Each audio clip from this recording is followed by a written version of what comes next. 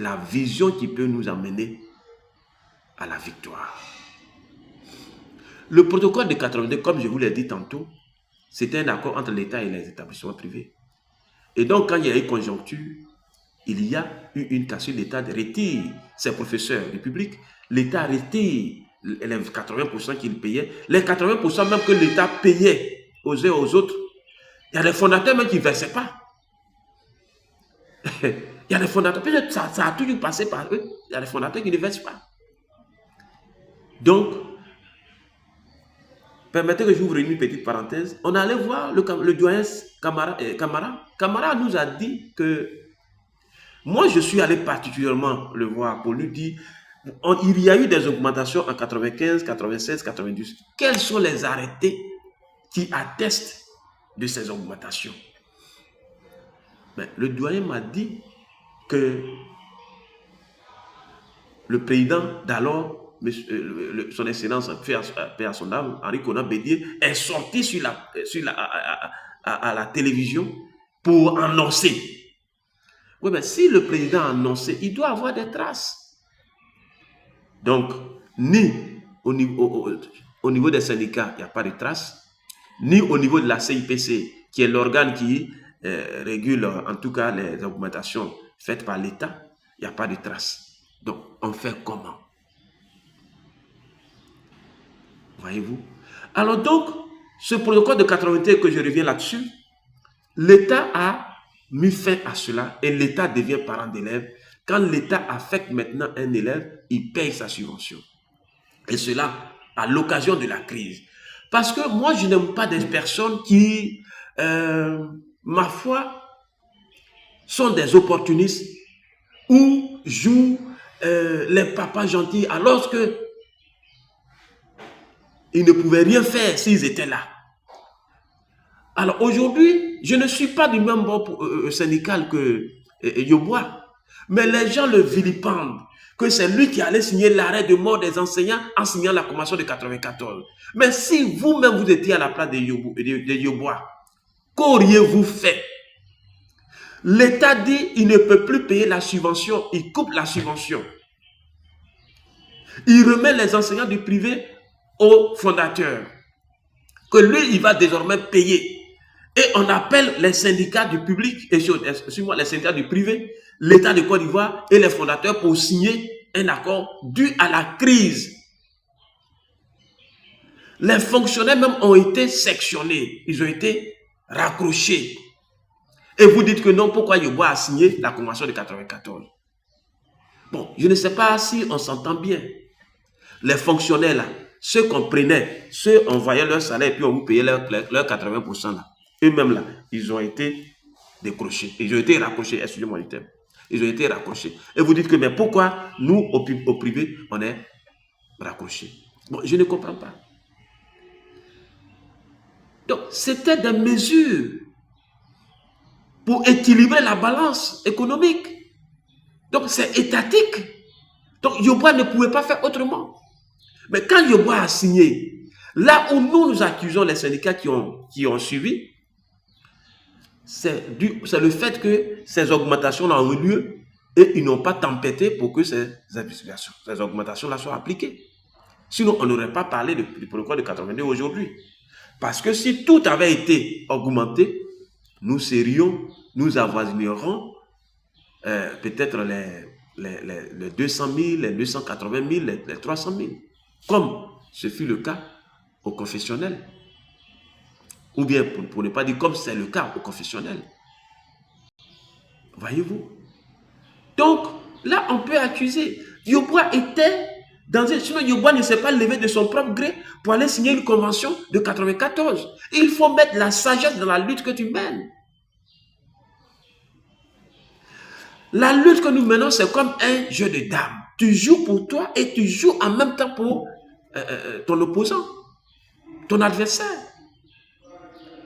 Donc, les différentes augmentations n'ont pas eu lieu. Comme je l'ai expliqué tantôt, les fondateurs ont refusé. Et nous arrivons. Donc, nous arrivons, nous partons et nous obtenons 23%. Alors donc, le même camarade en question dit que oui, quand nous partions aux négociations, lui nous aurait dit de ne pas signer un accord. Si comme on partait signer un accord, non, la CIP, c'est la rencontre de la CIP, c'est que nous sommes partis faire là. Ce n'est pas pour aller discuter du salaire de base des enseignants et personnels privés de Côte d'Ivoire. Chers camarades, reviens à la maison, on va t'expliquer ce qui se passe. Au lieu de vilipender les uns les autres, de parler mal du syndicat qui t'a formé et de son secrétaire général. Non. Nous ne sommes pas allés discuter du salaire de base. On dit, tu as 80 000. Un exemple. Bon, l'État veut vous augmenter. Vous qui travaillez au privé, c'est tout le privé. L'État veut vous augmenter. Venez, voilà, on vous donne une fourchette entre 5 et 8%.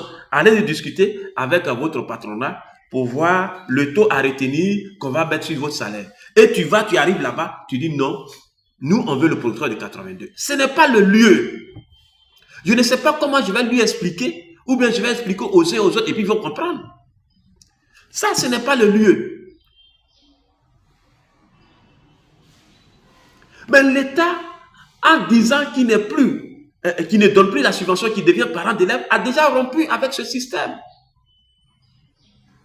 L'État a rompu avec ce système. Mais quand il brandit les papiers pour dire que ça n'a pas été abrogé, oui, chers frères, ça ne pouvait pas être abrogé parce qu'au moment où on prenait cette décision-là, il y avait des gens qui étaient sur cette grille salariale. Mais aujourd'hui, depuis 80, combien là, depuis 2000, personne n'est sur ce salaire, sur ce barème. Donc le barème est allé à sa mort. C'est comme ça l'administration travaille. Ça a été le cas dans le public. Les fonctionnaires qui étaient là, quand on dit il y a eu raccrochage là, ce n'est pas ceux qui étaient déjà en fonction. C'est ceux qu'on recrutait nouvellement là qui doivent subir. Et c'est notre cas. Donc aujourd'hui, la quasi-totalité des enseignants que nous sommes sur la convention de 94. Maintenant, en 2001, lorsque le public luttait pour que le salaire revienne, pour qu'il soit décroché, mais nous n'avons pas suivi. Là, on peut accuser les syndicats. Mais ils disent qu'ils ont tenté, les gens n'ont pas suivi. Donc, à nous de nous organiser pour lutter pour le décrochage. Donc, c'est tout ce que nous avons vu et nous avons dit, ok, aujourd'hui, la vie est chère. Il faut que nous partions, puisque aujourd'hui, l'État a décidé de ne même plus faire des subventions et on est dans un domaine qui est la convention. Ça, c'est des décisions politiques. Et il n'y a qu'un parti politique qui peut faire changer. Quand je vais venir au pouvoir, je vais faire ça. Ce n'est pas toi, le syndicat, qui va donner injonction au, comment on appelle, à l'État de changer sa manière. C'est de ça qu'il est question. Donc, il nous montre aujourd'hui comme si c'est nous qui sommes, nous qui sommes les assassins des enseignants, alors que nous sommes en train de mieux faire même que le bruit qu'il est en train de commettre. Donc, ça crée la zizanie, puisque c'est nous-mêmes, c'est les mêmes produits-là, c'est les mêmes enseignants de nos différentes plateformes, nos différentes drainages, c'est sur eux ils travaillent. Donc, hier, merci elle, aujourd'hui, voilà encore un dissident qui vient et qui crée la zizanie et qui crée de l'intox dans le milieu. Tissu. Mais on est en train de disperser la lutte. Je vous en prie, chers enseignants. Le MEFSI, elle est foncièrement engagée pour notre mieux-être. Il appartient à chacun de nous de suivre et d'être mobilisé en adhérant au MEFSI-L et en s'engageant au MEFSI-L dans son école, dans sa région, dans son département. Quand nous sommes allés à la CIGT et signer les choses, ce n'est pas le lieu d'aller discuter du barème de salaire des uns et des autres. On dit, l'État a fait une augmentation. Si toi, tu avais 10 000 francs là, on va augmenter tant. C'est de ça qu'il est question. C'est tellement simple à comprendre. On n'a pas besoin d'être un professeur spécialisé en SVT pour comprendre. Et pour cela, comme le monsieur nourrissait l'ambition, parce qu'il y a des gens, quand vous êtes avec eux, ils ont l'envie de paraître. Et donc, Les chaînes de télévision, on passe par-ci, par-là, comme si c'est nous qui sommes le premier représentant des enseignants. On fait ceci, cela. Non. Nous avons fait des journaux. C'est pas normal. Au lieu d'unir la lutte, on disperse. On met le doute dans la tête des enseignants. Le protocole de Katroké, Dieu ne peut pas revenir. Il nous faut lutter pour que nous ayons une nouvelle convention qui va tenir compte de tout ça. Il y a eu des augmentations. Où sont passées ces augmentations? Il faut qu'on lutte pour que nous rentrons dans nos droits. Ça, ce n'est pas encore fini. Et un document où l'État, parce que ce que les gens oublient, c'est que le protocole d'accord n'a pas droit de valeur de loi que la convention. La convention prime, puisque la convention, elle est tripartite. L'État, les syndicats et les employeurs. Or, l'autre, c'était un arrangement que l'État a fait avec les fondateurs. Et ici, cette convention-là prend en compte tous les établissements privés. Or, dans le protocole, c'est les établissements qui recevaient les fonds, les affectés de l'État. Vous pensez que l'État n'envoie pas quelqu'un dans ton établissement, il va payer 80% là-bas? Ou bien il va affecter ses enseignants là-bas? Donc, la vérité est là, cher ami.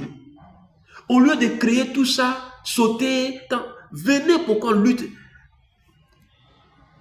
sur une seule base. Parce qu'il faut que nous ayons une seule vision. La vision aujourd'hui qui peut arranger les enseignants, c'est une nouvelle convention collective qui va tenir compte de tous les paramètres, que ce soit les différentes augmentations